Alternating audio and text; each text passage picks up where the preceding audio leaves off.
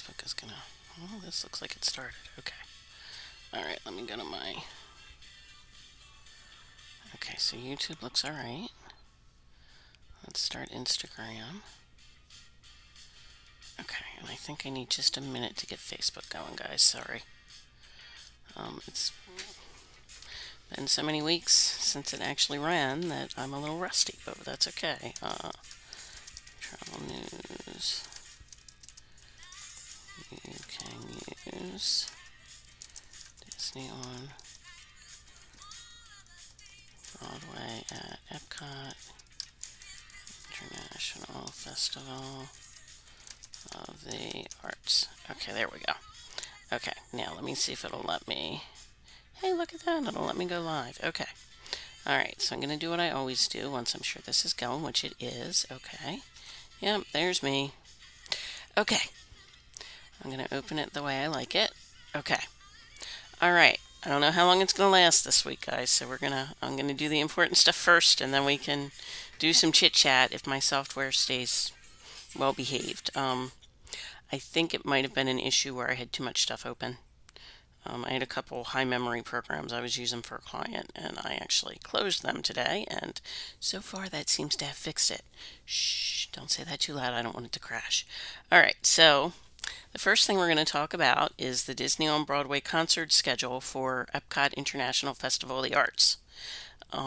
That's the really cool January, February festival where you can do chalk drawings and there's all kinds of artwork and edible food art and just all kinds of cool stuff. I was looking for a fall color for my ears. I have dark green, but I thought that might be mistaken for Christmas, and I'm not quite ready to go there yet. So I thought these ears had some good fall color in them. I really need a fall pair, but maybe there'll be some on sale when I go in December. Who knows? Um, okay, so I'm gonna go with just some of the people. I'm not gonna give you everything because that would take all the fun out. But Isabella McCullough from Aladdin, along with Adam Jacobs from Aladdin. Isabella is new this year.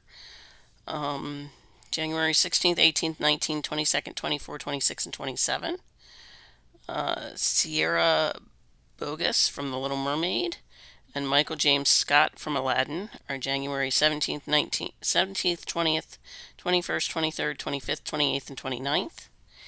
Anastasia McCleary from Tarzan and Josh Strickland, also from Tarzan, are January 30th, February 1st, 2nd, 5th, 7th, 9th, and 10th. Mandy Gonzalez and Kissy Simmons from The Lion King are January 31st, February 3rd, 4th, 6th, 8th, 10th, and 12th. Ainsley Melham from Aladdin and Ashley Brown from Mary Poppins are February 13th, 15th, 16th, 19th. Susan Egan, Beauty and the Beast, and James Monroe Inglehart, or Iglehart, I may not be pronouncing that right, from Aladdin are February 14th, 17th, 18th, 20th, and 21st. Ashley Brown from Mary Poppins, Ainsley Melham from Aladdin, Susan Egan from Beauty and the Beast, and James Monroe Eaglehart, Iglehart, from Aladdin are February 22nd and 23rd. You can start booking the Eat to the Beat concert series on December 17th. Also, if you are a fan of Disney on Broadway, you can visit Communicore Hall and get a behind the scenes look at Disney on Broadway. There is a ticket deal for Disney Plus subscribers who are enrolled in Disney Plus perks. You can get a special 3-day, 3-park ticket to select theme parks for Walt Disney World Resort this spring. It starts at $109 per day plus tax. You have to be enrolled in Disney Plus perks to be eligible. You can opt in by logging into your Disney Plus account online. The tickets are valid for admission to Hollywood Studios, Epcot, and Animal Kingdom theme parks only. They're not valid for Magic Kingdom, and it's 3 parks, 3 days, 1 park per day. So you could do Epcot one day, Hollywood Studios the next, Animal Kingdom the third. You could spend 3 days in Epcot. You could do 2 in Epcot, 1 in Hollywood Studios. It's up to you, but it's 3 single park days. So you get 1 day in each park, or you get 1 park day 3 times on 3 separate dates. Um, I know the airline stuff is a little, might be making you a little cranky, a little concerned about holiday travel. I'm there with you. I'm not traveling, I'm not flying until December, but I absolutely understand the concerns and the worry that come with what's going on. I am hopeful that they get it, they find their groove soon and things settle back down. But I can't control that. All I can say is I understand. I would say if you have a travel agent that books something for you that includes airfare, stay in touch with them. Stay in touch with your vendor. If you're doing, Viking or some other kind of cruise, stay in touch with your cruise vendor if they've booked your flights as part of your package. And stay in touch with your airline directly. Um, I always recommend that clients communicate directly with the airline because that's going to give them the most up to date information. You don't want information that's come through me because it might not be current. By the time I get a hold of you, if it takes me 10 minutes to get a hold of you and there's a flight change, the if it was delayed, it could be back on time, it could be delayed longer, it could be delayed shorter, um, all that stuff. I always recommend that my clients communicate directly with their airline because that's your best source of information. But if you can't do that, then talk to your vendor who booked your package and make sure that they update you regularly on your flight status as your trip gets closer. We are coming up to the heavy travel season. We got Thanksgiving is not far away, Christmas is not far behind it. And Christmas, at least, people tend to travel, not everybody on the same day. And I guess Thanksgiving is kind of like that too, because there are some people for Thanksgiving that'll have Wednesday off and they'll travel. Maybe they'll fly out Tuesday night to wherever they're going, and then another bunch of people go Wednesday, and then some people go early in the day on Thursday because maybe their family doesn't do dinner till 4 or 5 o'clock. Um, everybody's situation is different, but I think Thanksgiving, because it's more of a long weekend, there is a little bit more of a high travel number than the Christmas season because Christmas can be, sorry, trying not to cough, can be, a week before. You can go out a week before. You can stay through New Year's.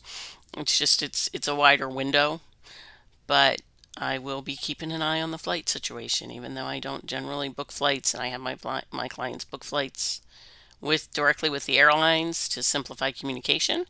Not that I don't go online and look at flight statuses and stuff, but I don't. I have the client as the first point of contact because I don't want a message to come into me that I don't get to because I'm, taking the trash out or, one of those things, and that 5 minutes makes a difference and it kicks their trip off on a bad note. But I do help clients. I recommend, if they want me to help them search for flights or whatever, I send them a list of those. I keep an eye on flights if they want me to. Um, I'm always in touch with their transportation on the ground if they've booked a service like Mears. I'm always in touch with that service. I think Disneyland uses Carmel. Um, but I do help them facilitate that. The airline travel, especially this time of year, even without the current situation, is a little hectic. So I'm fingers crossed that they resolve it or find a groove or it gets routine. They work the kinks out before we really get to Thanksgiving. Um, okay, so with Thanksgiving kicking off in the parks, we also have holiday decorations up in the Disney parks. Disney Cruise Line is decorated. Universal is decorated. I saw on socials last night that Christmas has come to the French Wizarding World for the first time because, of course, we know that Epic is new, so this is the first holiday season at Epic. So that should be really cool. I'm not going to get there in person this year to see it. I'm hoping to get there maybe next year in person to see it. I am still traveling in December, and I do plan to go to City Walk in Universal. But I don't think I'm actually going to get in the parks. I just don't think our timing is going to work quite right this year. We had to cut the trip a little short because I have my travel companion is a very busy gentleman, i.e. my son, and we carved out time to take a couple days, but it is a little shorter than usual for us, which is okay. It's going to be a non-park trip. It'll be my first time since before the pandemic doing a non-park trip, but I'm excited for it. It's going to give me more time in the resorts. I'm going to be able to get to City Walk and get some content there. I haven't been to City Walk since before the pandemic either, um, although it was close to the pandemic. Um, so I'm excited, and I have not seen City Walk at Christmas. I've done Disney the last couple years for Christmas, but I'm excited to see City Walk. And we also have some people in Florida who are near and dear to us that we're going to visit as well. So it's going to be a good trip, but it's going to be a different kind of trip. But let me tell you, I'm going to come back with all kinds of stuff you can do if you don't want to do park days. I can already tell you a couple things you can do if you don't want to do park days. You can spend the day at the pool. Pools at Disney resorts are heated year round. Um, you can do, especially if you're not traveling with the kiddos. If you're traveling with the kiddos, you might have to do this over 2 days and trade off. But there's PGA level golf courses, there's mini golf, there's spas, um, and of course you can do massages and facials and nail appointments and all that cool stuff. Um, there is Sangria University at Coronado Springs. There is usually, and each resort has its own special amenities. There's usually a kids' activity every day. Sometimes it's tie-dye t-shirts. They also have ornaments. If you're going for the holidays, you can paint your own ornaments. When we were at Polynesian, they were making flower leis. They also do, I'm trying to think of some of the other things I've seen the resorts do. Of course, I know Animal Kingdom Lodge has, um, they have African drummers that come out and do a performance. They have culinary tours of Boma and Jico. We did that one year. That was really cool. And of course, there's shops. There's the scavenger hunts at every resort where you have to find the character, and then you can go to the desk and you get a prize. So if you want more details on that, ask at the resort, and they'll tell you who you're looking for and give you some more details. That's always a good one for the kiddos, especially if maybe they're tired of the pool, but they don't want to take a nap. Maybe just walking through the resort quietly, looking. Being focused on trying to find said character or said item might just make a nice afternoon activity. Might also be a good thing to do between nap time and your evening event, if you've got a window there. It's just kind of fun, and it lets you see more of the resort, which is also kind of cool. Um, of course, there's always stuff at the pool. There's always usually a pool event in the afternoon. But every resort, usually in the elevator, will have activities listed in or around the elevator. Sometimes it's outside of the elevator, like I know in, I think it was Jumbo House. The elevator was here and you were going to walk in it, and on the wall behind you was an event schedule. Saratoga usually has them in the elevators, at least they did last year when I was there. There's usually also an event board out by the pool, and I would think there's probably one around or near the lobby. They tend to be in the high traffic areas, so just look for one. You can also, if you want to do something at your resort, you can call the front desk and ask them what they have on tap for the day. But there's always cool stuff. Amaretto's in Disney Springs has cake decorating classes. You can always do that. If you are scuba certified, you can actually swim in the tanks at the seas with Nemo and friends. There are tours you can take, some of which are in park, some of which are not. There's a railway tour. There's Keys to the Kingdom, which is Magic Kingdom. That's a long. It's like, or it used to be a long, like 5-6 hour tour. It's really cool though. There's a holiday one where you can go behind the scenes and see how they make some of the holiday magic. Won't say anything more than that because I don't want to ruin anything for anybody. There's Living with the Land, where you can tour the greenhouse. And I know there are a couple more, but I'll just whet your appetite with those. If you're really into Animal Kingdom, if that's your favorite park, there's a jungle trek you can do. And I'm thinking there's one more that I'm not thinking of that I should be thinking of that would round us out nicely. Let me see if I can come up with it.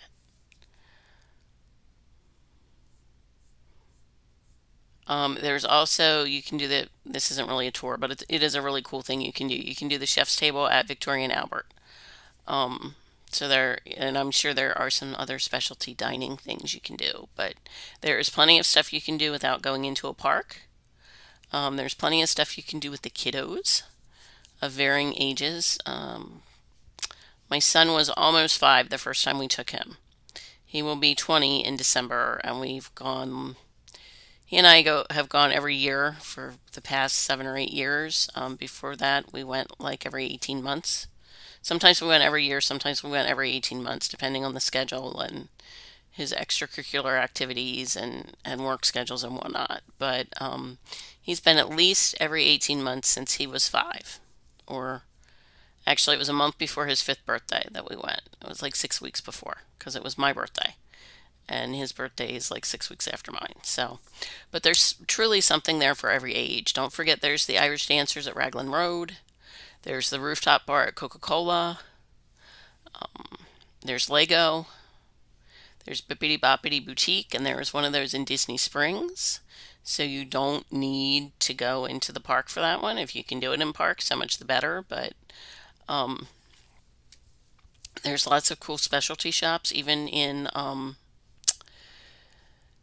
there are even some really neat ones in the resorts. There's a really cool one in Contemporary that we go to every year that we like. There's that one, and then there's one like Caddy Corner from it across the hall, and we go to both every year. Just because they have neat stuff. The resort shops have merchandise that's resort specific. Every resort has its own holiday ornament. If you know somebody that collects holiday ornaments, pick the resort you think they'd like the best and get them an ornament. It's, stocking stuffer, gift under the tree. In my family, sometimes we take little tiny gifts like that and we put them in 17 boxes and try to make them look like really big gifts. Somebody did that for me one year with a trip to New York to see the Macy's parade in person, which was really cool. We went to the balloon inflation the night before, and we were there early. I got to watch them fold the street lamps back so that they were clear for the floats and the floats and the balloons, so nobody got tangled up on the wires. That was really cool. And when they got done the parade in New York, you just followed the parade onto the end of the line. That was really kind of cool too. So there's all kinds of cool stuff you can do in Disney or in other destinations. If you want to do New York and you want to do the parade, you can hook it to a Broadway show. You can go to Ellen's Stardust Diner. You can look at the shop windows at Macy's. You can look at all the shops on Fifth Avenue decorated. There's just so much cool stuff. The Cherry at Rockefeller Center and the ice rink, of course. Just so much cool stuff. The towers, there's Top of the Rock, there's Empire State Building, not the towers, but the 9/11 Memorial Space. I forget its official name, but you know what I'm talking about. You can do all that stuff. There's, of course, the New York Public Library. The main branch is beautiful.